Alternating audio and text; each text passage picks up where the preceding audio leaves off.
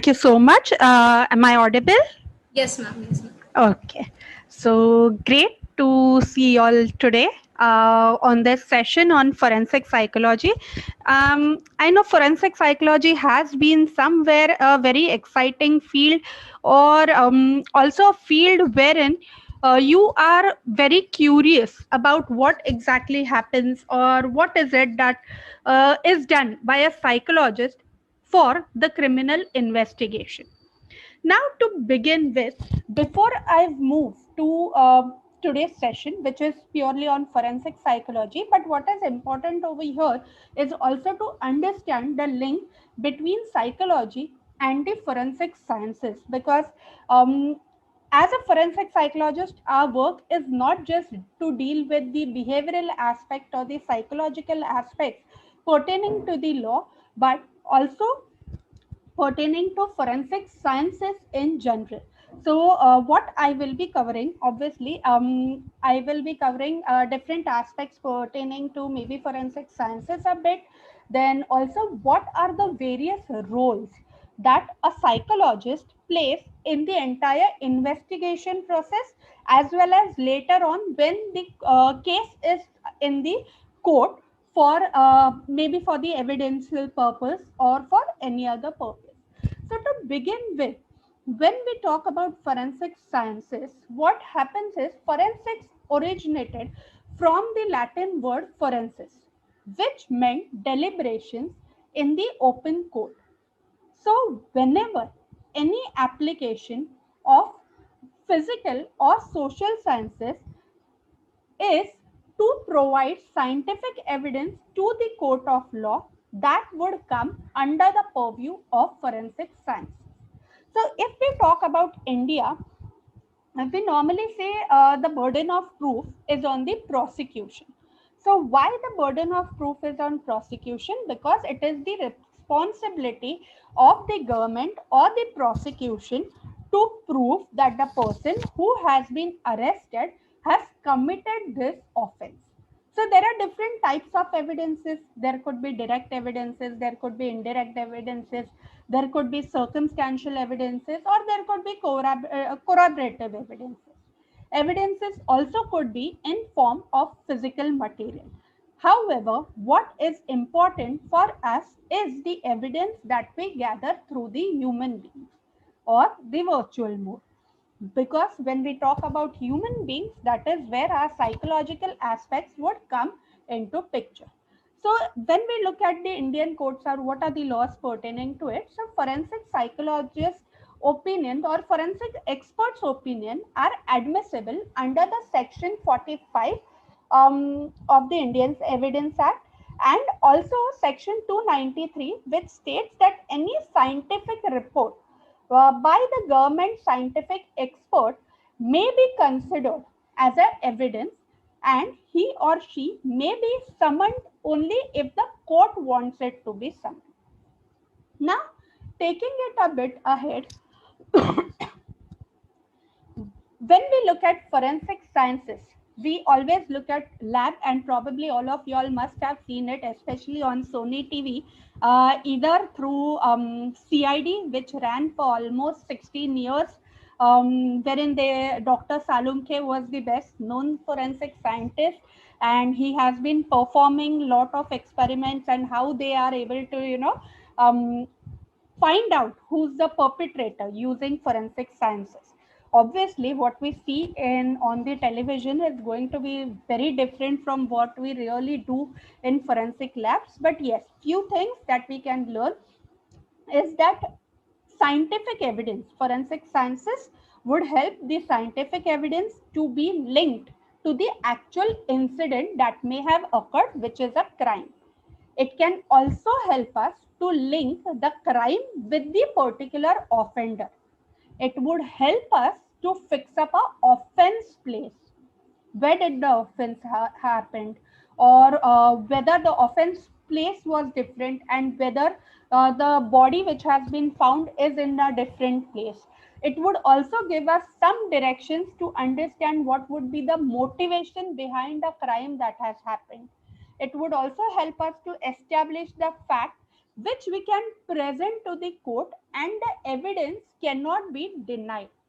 So when we look at forensic science, we say that it is not time related because we have an authentic scientific tool in the hands of law enforcement agencies and the honorable judges, which can use it to take right decisions, or it helps us in the decision making. At the same time, forensic sciences can also give clue to crimes which may have happened years ago.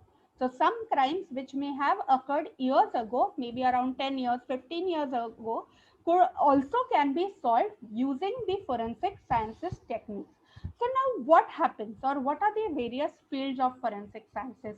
We have forensic chemistry, DNA fingerprinting, toxicology, physics, cyber crime, speaker identification, video authentication, biology, anthropology. So there are ample fields of forensic science. And when we look at the forensic psychology, what do we understand would be how are our mental functions and our behaviors, but in relation to the crime that has been taking place. So when we say that forensic psychology, it is an application of our psychological principles to the criminal justice system. So it can be used in various forms. For example, we may use it to, for malingering, or we may use it on field for investigation purpose, or it can also be used in civil arena. Now, what we have to understand is what is the difference in forensic psychology and the various other fields of psychology. So, um, forensic psychology, in fact, a lot of the theories that you may learn in it are somewhere related to the other theories that we learn in psychology. But whenever we apply these principles specifically for the purpose of crime and to help the legal team or the law enforcement agencies, that is when it would come under the purview of forensic psychology. For example, counseling is something that you may have learned, or we hear a lot about counseling, and we do it in our regular practice as well. However, when a case happens, and as a psychologist, you are working along with a attorney, or maybe the court has assigned a case to you, and after counseling you are to submit your report to the court. That area would then come under the purview of forensic psychology. So in forensic psychology, we always say that it is a very unique area in forensic sciences. Why? When we look at forensic sciences, every time what we are dealing with is, physical evidence. अरे blood samples मिला क्या, वहाँ पे खून के धब्बे है, fingerprints है क्या? But when we look at forensic psychology, that is the only field in forensic sciences which is directly dealing with human beings, because what happens for such a long time, or for years, since years, we have been depending a lot on physical evidences, wherein the crime ultimately takes place from the brain of the perpetrator. So that is where our psychological investigations come into picture, because it has been, in fact, we would say, a neglected variable for a long time, but it is one unique variable that can give us information directly from the person who may have committed an offense, and not from any kind of a physical evidence. So this branch, specifically forensic psychology, attempts to understand the human behavior, which is related to the legal system, as well as it has application in criminal cases as well as also in civil law. So as a forensic psychologist, what we need to be aware of is not just about the psychological principles, but also about the certain laws that are pertaining to the specific jurisdiction. Now, this was in brief about forensic psychology. Now, going ahead, suppose, okay, what are the various roles that would be played by a forensic psychologist? Suppose a crime takes place, okay, you can just think about a room. A room is there, and you see a body, which is lying there. There are lots of blood which is oozing out of the body. You can see various injuries marks, and you can see the entire room bikhra pada hai. So, this is the kind of situation that probably you are seeing. Or in other contexts, there may be another kind of an event wherein you have seen that a body has fallen from 27th floor of a skyscraper. Now, uh, you don't know whether the person was being pushed, whether the person jumped off, or whether it was just an accident. So now why I gave you this situation is to look at the different aspects pertaining to this crime. If we look at the first situation, which was about the room where you are seeing different injuries, one thing is certain that someone else presence is very clear. While when we look at the other situation wherein the person has fallen from the 27th floor, we don't know exactly what may have happened. So when we talk about crime, crime generally involves two things. One, property versus body crime, or it could also be a combination of two. For example, body crimes means there is an individual who is involved. While when we talk about the property crimes could be something wherein there is a basically a place which is involved, or also some kind of valuables that may be involved in a particular crime. So now this is where we would try to assess whether the crime that has happened or the incident, rather than talking it in terms of crime, let's take it as an incident, whether this incident is a crime or whether this incident is not a crime. Again, that can also be understood or can be studied by a psychologist who, along with the investigating officers, can give various uh, throw different light on the entire situation.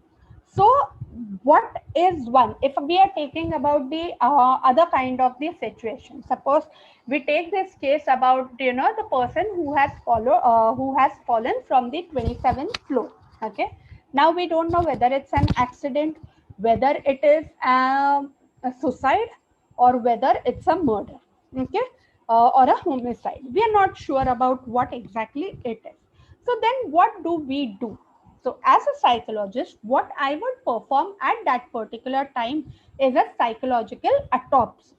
So a psychological autopsy is a behavioral, scientific, impartial investigation of the psychological aspects of a particular death. So you may have all heard about what is autopsy. Okay, autopsy postmortem तो करते हैं, hospital में ले जाके चीर फाड़ करते हैं, and then we get to know what may have happened in that particular way. Now, what is psychological autopsy is where we are now trying to understand or get into the person's various aspects, for example, their behavioral aspects, psychological aspects, that possibly could be the reasons for the person's death. And it would basically what we would over here conduct would be various kinds of interviews, or we may analyze various personal documents like suicide notes, diaries, journals, or even other material including FIR reports or PM reports. So overall we are looking at it in a very holistic manner, and we are trying to analyze each and every aspect that could be related to the death of the person. So here, why psychological autopsy? Because now we are trying to understand the psychological aspects, or we are trying to describe the psychological aspects of the person after his death. So this particular concept, okay, is a very important technique, we say, wherein very important in terms of it's a kind of report which would be developed after the person's death, and usually wherein it is suspicious death, and so we are able to, using these techniques, throw light on what could be the reasons or what could be the various um, circumstances that have led to this death, or when the mode of death is clear, or we would say unequivocal, okay, then the autopsy, psychological autopsy may help us to understand the factors that may have led to a particular act. For example, if we are clear that it is a suicide, what we are going to try and understand is that what were the reasons for this person's death, or why did the person commit suicide. While in other cases, when the reasons for death still remain suspicious, we may try, or there are lots of puzzles that have come into picture. So what we would try to do is we would try to reconstruct the motivations or the psychodynamics or the existential crisis of the individual. So here what we would do is we would either go for a suicide psychological autopsy, wherein we are clear that the event or the person has committed suicide. Then we would try to identify what were the psychosocial factors that may have contributed to suicide. And when the reasons are not very clear, we will try to interview or study, analyze the data, and give some clarity to the investigating agencies that whether it is possible that it was a suicide, or was the person, has the person purposely, or is it a homicide, or whether there is a possibility that it could be clearly an accidental death. Now, suppose this is one aspect wherein we are working on the crime scene, and uh, we have used psychological autopsy. Now, suppose it is like I gave you a first situation wherein it is clearly a murder. Now, what do we do over here? So, as a forensic psychologist, we would be working, or what we can perform is the criminal profiling. Okay, so criminal profiling can be also called as offender profiling, or we have geographical profiling, or we could also call it as behavioral evidence analysis. These are various different terminologies which are used for the process of criminal profiling. And maybe if you have seen Mindhunters have given a web series which is there on Netflix.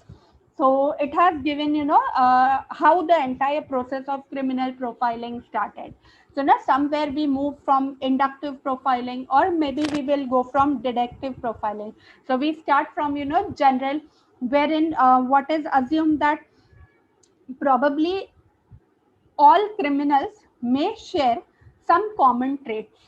So, if I have a crime scene in front of me, I see a crime, I observe a crime, and on the basis of this particular crime, I can say that this crime could be a cause, or someone like a psychopath may have committed this murder.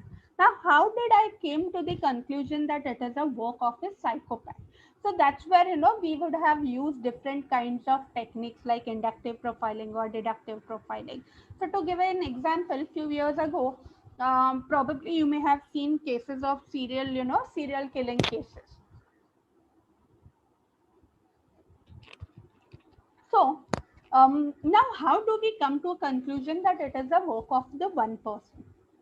Because here what you are trying to analyze is the behavioral aspects of the crime.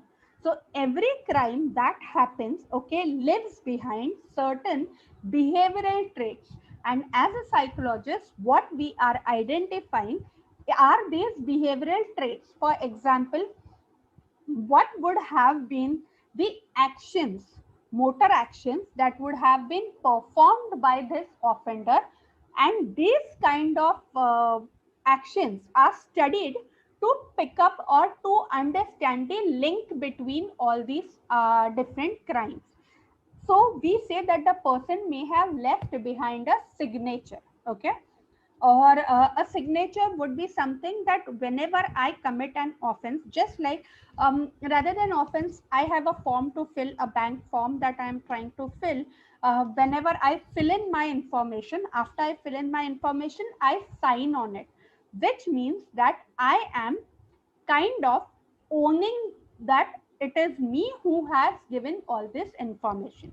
So somewhere take the responsibility for the filling up of the form. So similarly, when we apply the signature for a crime scene, what we can over here understand is that the offender is trying to own his act. So whenever they commit an act, they are leaving behind their signatures to say that this has been done by me. I have done it. So, catch me if you can. And that's where, we have to try and analyze these various signatures. Another important aspect in criminal profiling would be to understand what could be the modus operandi.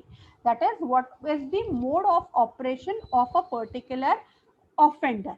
So again, that is something that we try to study. Also, many a times in especially on serial killings and all, we see that whenever a person commits an offense, they also want to take something away from the crime scene. So that's what would be called as a trophy. And the person probably there was one serial killer, very famous serial killer. He used to take a part of the person's body with him. So this is the kind of behavior that the offender would have been showing, gives us an indication into his maps in his brain, or what could be the thought process, what kind of satisfaction is the person getting after committing these acts. So there are various aspects again that we would try we try to analyze using criminal profiling. So sometimes we may compare one particular crime and try to compare it with the other crimes of similar nature, or sometimes we may take it or study a crime as a unique crime in itself, and that's how we can start working on it. So obviously there are various methods, there are many processes that are involved.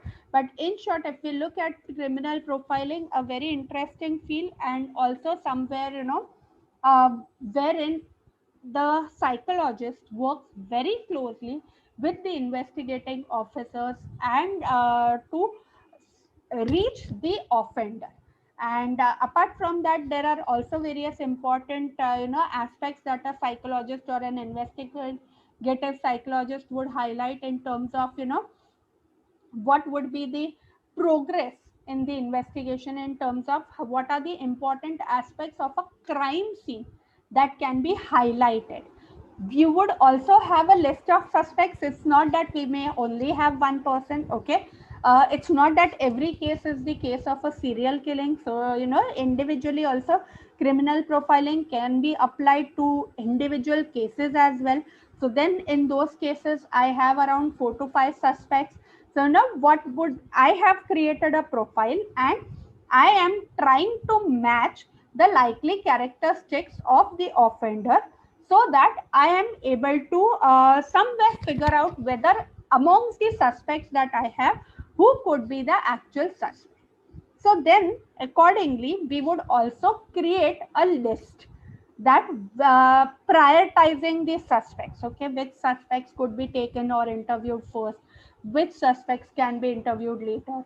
We would also try to look for, or assess the offender's location, or what are the different locations in which crimes takes place. How is the location also somewhere closely related to the individual who may have committed the offense.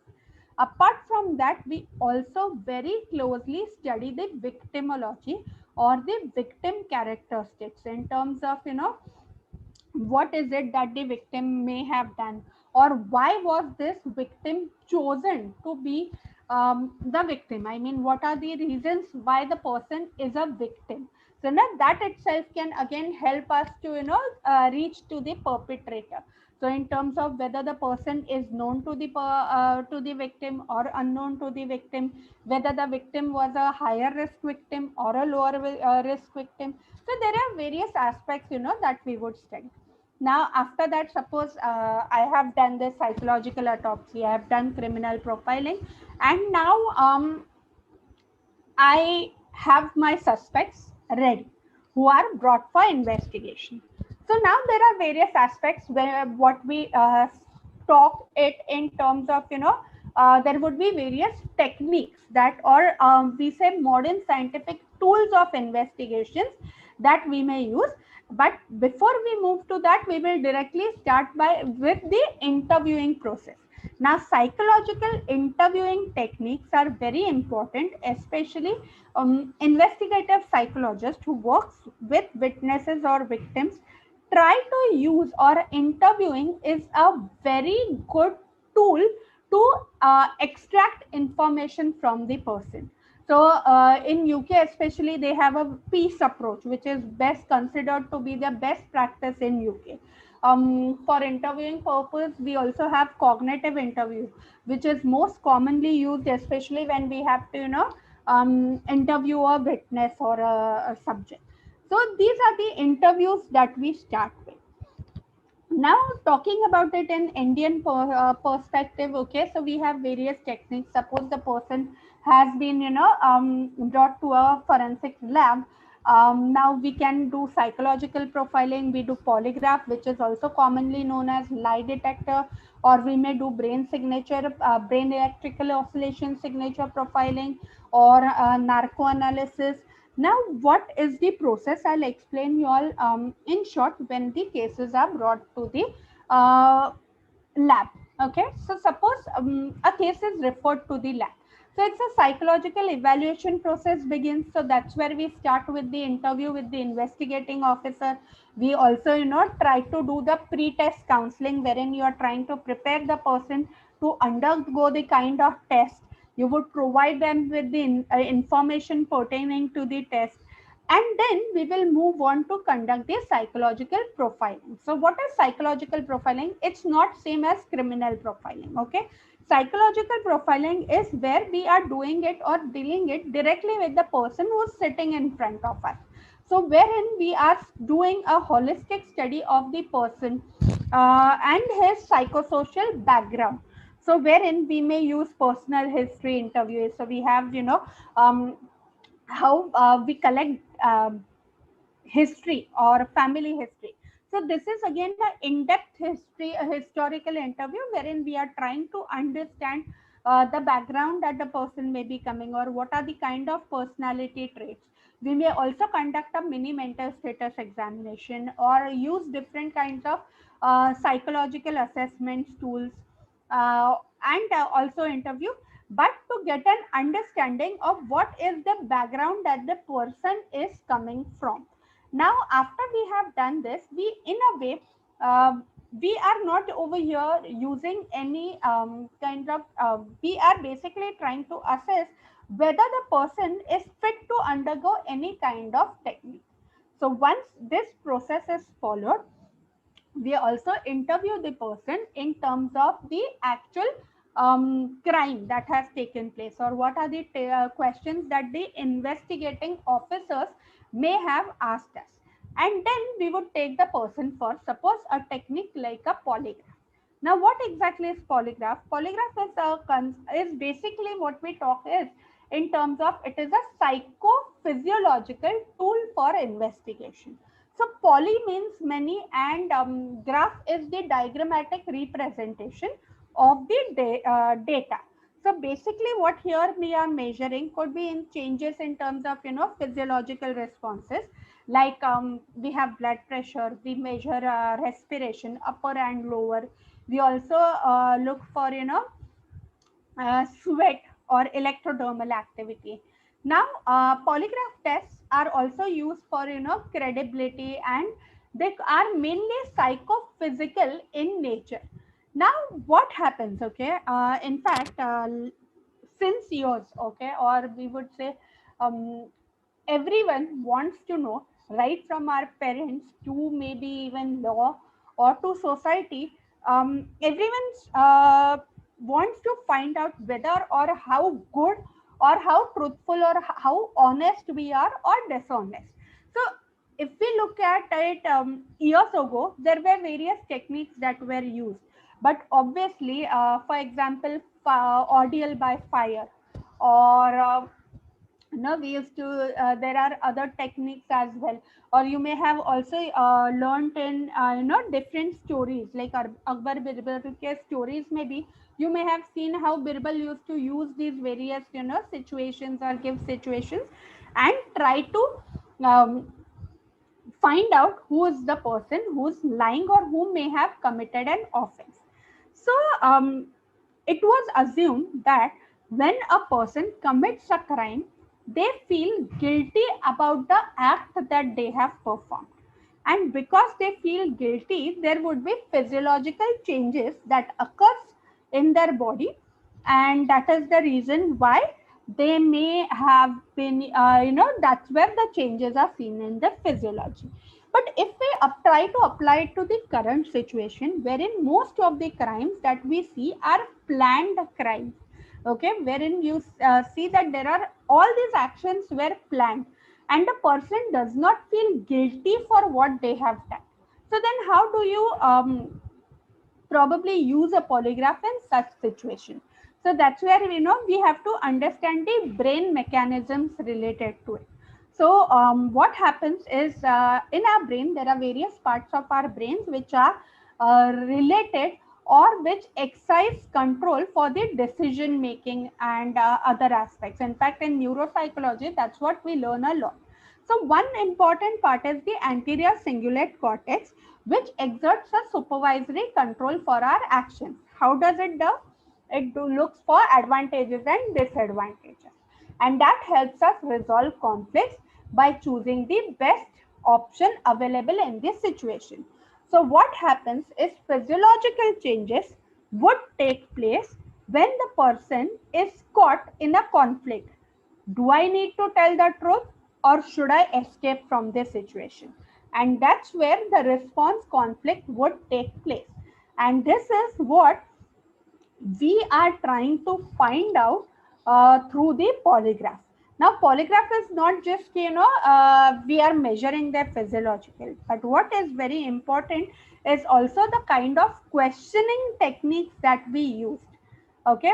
And we use different kinds of questioning techniques, like we have comparison question technique or concealed information test, peak of tension test, directed lie test, guilt knowledge test. Now, which test or which technique should be used for the purpose of evaluation would depend on the kind of crime that has been committed and how we need to best get the results from this situation. So there would be various, obviously, when I'm talking about polygraph, there are lots of these technical aspects also that we have to, look for. We conduct minimum of 3 trials. We don't just look at the physiological changes and measures and say that the person is lying or being truthful, but obviously there are lots of statistical analysis which are also performed before making a decision about whether the person may be lying or whether the person is being truthful. Okay. Now suppose we look at outcomes. So when we look at the strength, it's a non-invasive technique in terms of we are not injecting anything inside the body of the person, rather we are only attaching various parameters over the person's body, and so in no way it is harmful to the person. It is a very good screening tool, but it will also have its own limitations also. Like there are various questions pertaining to its reliability, but that's where we use inter-rater reliability and all to make the report more accurate, and various things have to be taken care of, especially when we are conducting these kinds of tests. Now this was one test. Another test that we have been using is what we called as brain electrical oscillation signature profiling, or rather we call it as brain signature profiling, or BOS in short. So that is a scientific technique that analyzes the electrical activation related to the presence of our memories, or memories which we acquire when we participate in a crime. For example, okay, if we are talking about different aspects, there are two things that you have to remember. One, is you may have learned, in fact, in cognitive psychology about, episodic and semantic memory. So similarly, when we talk about BIOS is depend. In fact, the theoretical model for BIOS is on the Mandler's dual process memory model, okay, which was given, which had highlighted the two aspects. One, what we call as conceptual knowledge. When we say conceptual knowledge, this kind of a knowledge we may have acquired by reading or maybe watching news. While when we say experiential knowledge, you will get an experiential knowledge only when you participate in it. However, just think about a situation, okay? For example, um, it will be very difficult for y'all to tell me what did y'all have for dinner on 1st February 2018. Okay. However, maybe one or two of y'all may still be able to remember it, provided it could have been your birthday or some significant event in your life. So, what here we are trying to, what I'm trying to say is that whenever we talk about experience, we get an experience when we willfully participate in that event, okay, and there would be actions, there would be emotions. All these aspects are very important when we are trying to understand BIOS. For example, when a person commits crime, it's not like having a cup of tea. Rather, the crime, okay, whenever a person will commit a crime, he is not going to be able to easily forget the crime he has committed. So, what over here we are doing is we are trying to refresh the person's memory, use a tool. So in BIOS, what we are using is EEG. Okay. So there are two rooms. One is the subject room, wherein the person has to sit with a electrode cap. There would be various electrodes on the person's brain, and then we have done criminal profiling also. So what here we do mainly is reconstruct the actual crime scene. So after we reconstruct the crime scene, we would feed it into the system, so how the crime has actually happened, and then the person only has to sit and listen to the various probes. Here we don't ask questions, rather we present to them the probes in a auditory manner. Probes are small statements of the actions that may have occurred during the commitment of a crime. For example, we have seen the body which was lying, okay? You have seen various injuries. You have studied the house. So you actually reconstruct the crime, that how this crime may have happened, what may have happened, what could have been the different actions that would have been performed, and in that manner you will create smaller probes which would be then presented to the person. So what happens, uh, just as if I ask you all to you know uh, remember your first day of college, automatically your college image and everything would come in front of your eyes, or you'll start visualizing. How did that come in front of you? Because you have been there. Okay, now if I ask you all to describe your first day of college, you will be able to give minute details about it. Why? Because it has significance to you. So in that similar manner, when the probes, maybe around 100 200 probes about a crime, are going to be presented to the individual, the person would automatically remember his participation, and then the part of brain which is related to remembrance, that is the anterior cingulate cortex, will get activated. However, if a person is an innocent, they did not have any kind of experience of participating in a crime, so then in that case what will they remember? They will only remember something that they may have read about it. So then what happens is there will still be activation. However, there is a different part of the brain which is dorsolateral prefrontal cortex, which may get activated when you remember information. So that's where what we have to understand is the difference in information and the difference in the experience, actual participation. So no, technically, obviously, it is very in depth. But this was just in short. I was trying to give you all. Then third kind of technique that you may have commonly heard could be about the narco-analysis. Then narco-analysis is yet another technique, but narco-analysis has always been in controversy.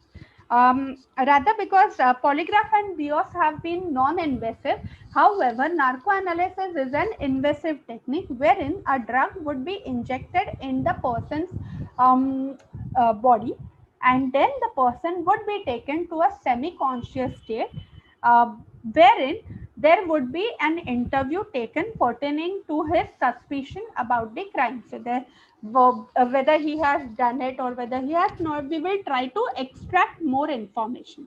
So what you have to understand is polygraph is to be used for lie detection purpose. We use BIOS to figure out whether the person has an experience of committing the crime. And when you want to gather more information about the crime, you would use narco-analysis. Now, narco-analysis, obviously, we don't conduct it anywhere, but it has to be conducted in an operation theater only.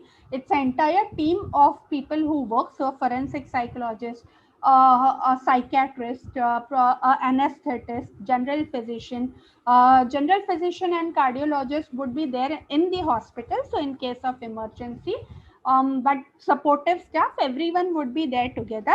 And once the anesthetist has injected the dose, very slowly intravenously, after that the forensic psychologist would get into the interviewing mode. Now obviously, that's the reason when I say it's an invasive technique, it has lot of the ethical issues and also ample of aspects. But then why do we conduct it? We conduct it only when we have a court order. So a court has ordered you to conduct this test, only then you will conduct narco analysis. Secondly, you have to be very careful when we are conducting narco analysis. So the person informed consent, in fact, will be taken in all the three cases, but the person's lawyer and all also can be present when the test has been conducted. So the lawyer can be present from one way mirror. They can just see how the test has been conducted. And there are ethical guidelines which have been given by Supreme Court in 2010, and before that by National Human Rights Commission for psychological techniques to be used with accused. So these are the ethical guidelines that we have to strictly adhere to whenever we are conducting any kind of technique. Now, apart from that, we have latest new techniques are, we have forensic statement analysis. We also have layered voice analysis. We have fMRI based lie detection. So there are various new techniques which are also coming in. Now, these are basically used for the investigation purpose. Okay. So suppose now we have used various investigative tools, and we have identified the person. The person, we could gather evidence from psychological autopsy, criminal profiling, interviewing, investigative psychological techniques, and now we have caught the perpetrator. Now they are presented to the court. Okay, now not so much here, but especially in US and all, they still follow the jury system. So especially when we are talking about jury system, so again, that is a very important area where psychologists works along with the attorneys to select the jury members. So they may use there are traditional jury selection methods as well as scientific jury selection methods. So a forensic psychologist will try to assess, or the jury and the attitudes, the beliefs they have, whether they are being biased towards the offender, because as a jury you have to be completely impartial. So that is again a very important area that a psychologist performs.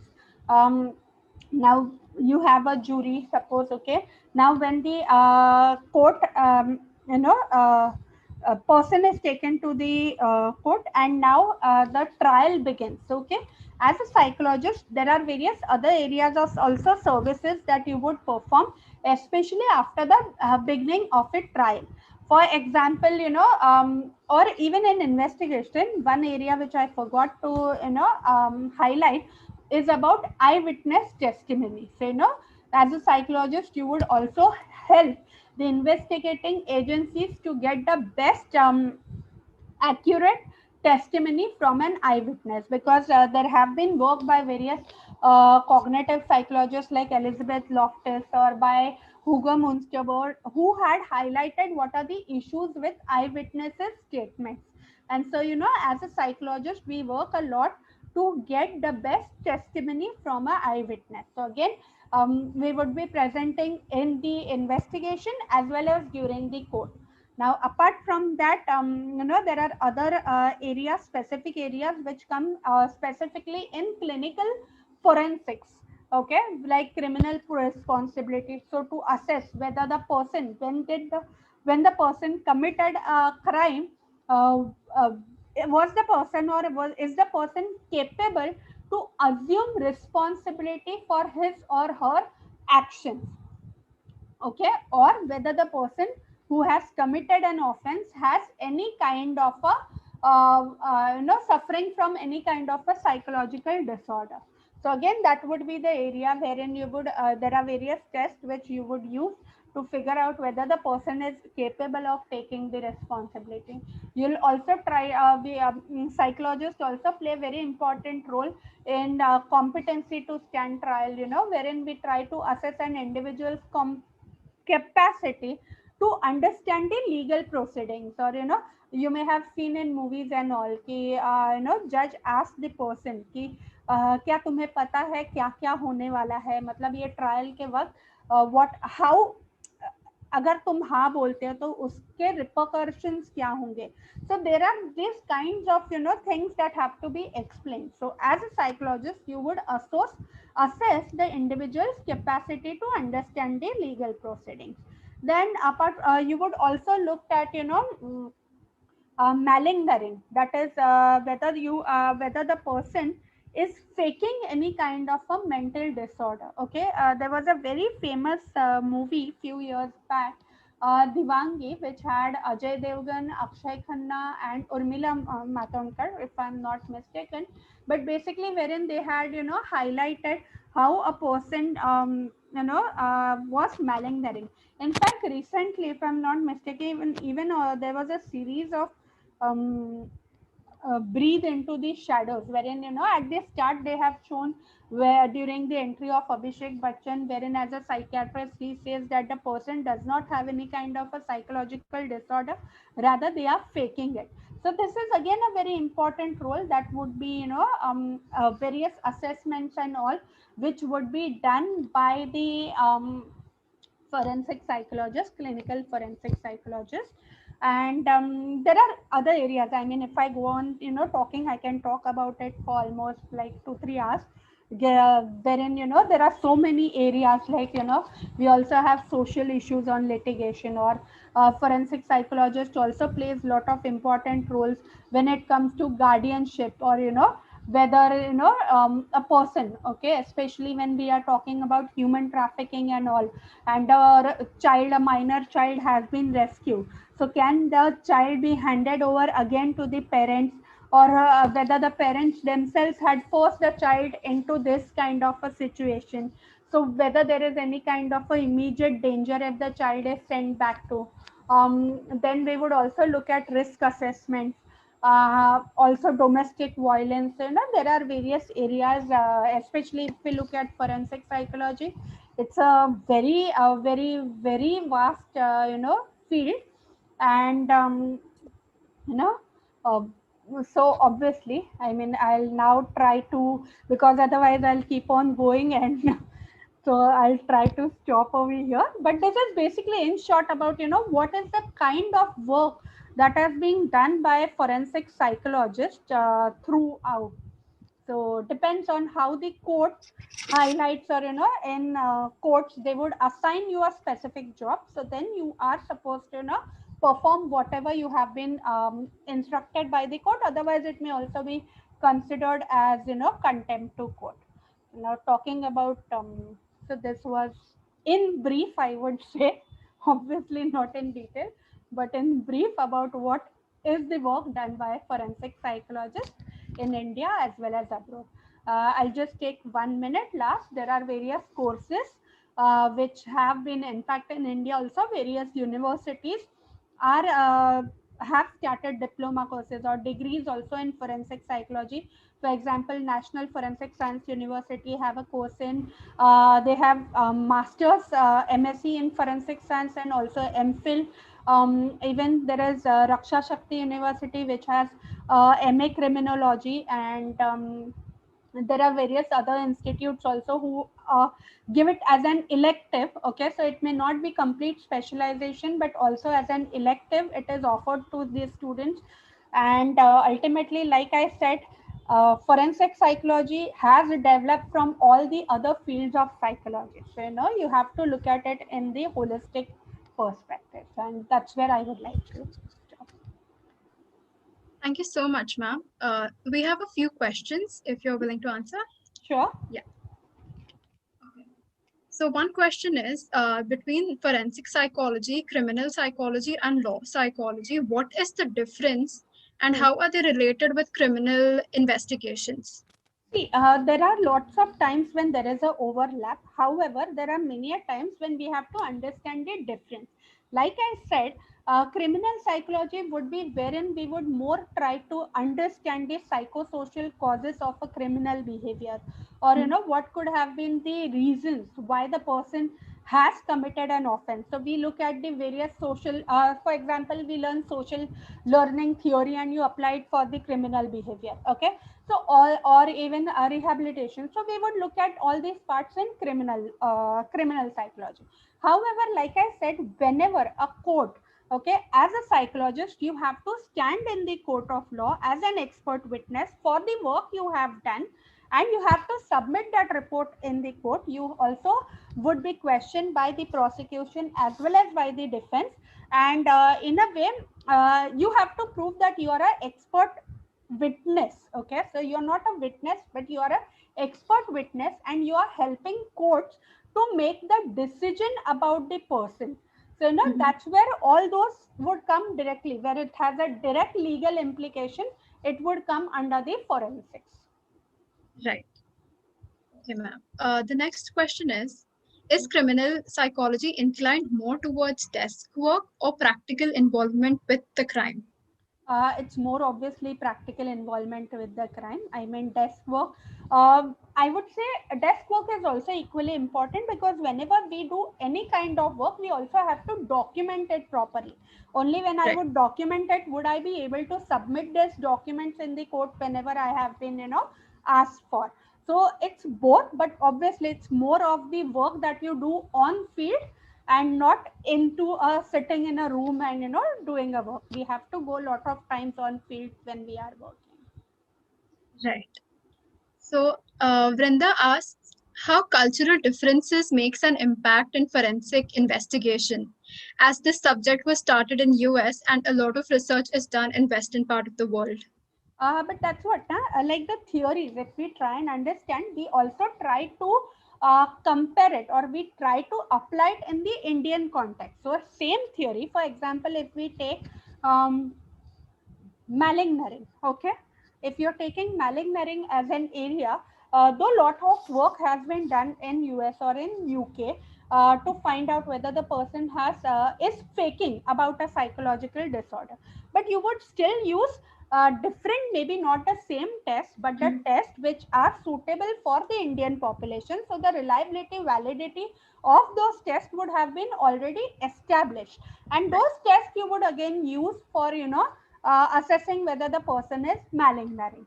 So now you are using MCMI. Suppose you are using MCMI. MCMI again has been used in US, but also we have an Indian adaptation of it.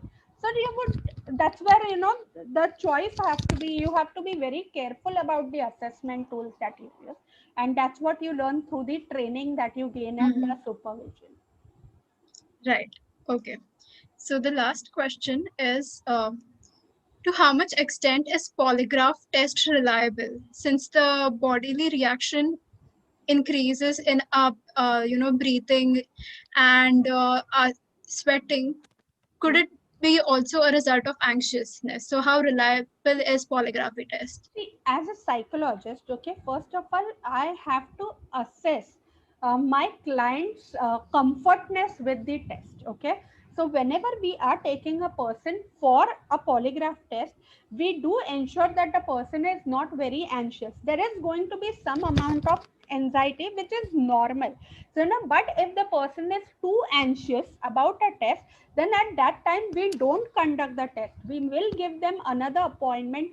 Maybe that particular date the appointment would get cancelled, the person would be called next time, to in a more, we conduct it in the most relaxed manner. And for support, like I said, as per our court, uh, no one is going to be convicted on the basis of a polygraph test. That's the most important part. But yes, it is more being used for the purpose of investigation, that it can be used as an aid to investigation. But provided the person has given his own consent, they are also free to have their lawyer who can be present when the test is being conducted. So when you follow all these ethical guidelines, I don't think that is so much of a problem. But obviously, if you're asking about reliability, from various research which have been done, it's around 85 to 90%. Can't hear you. Yeah, sorry.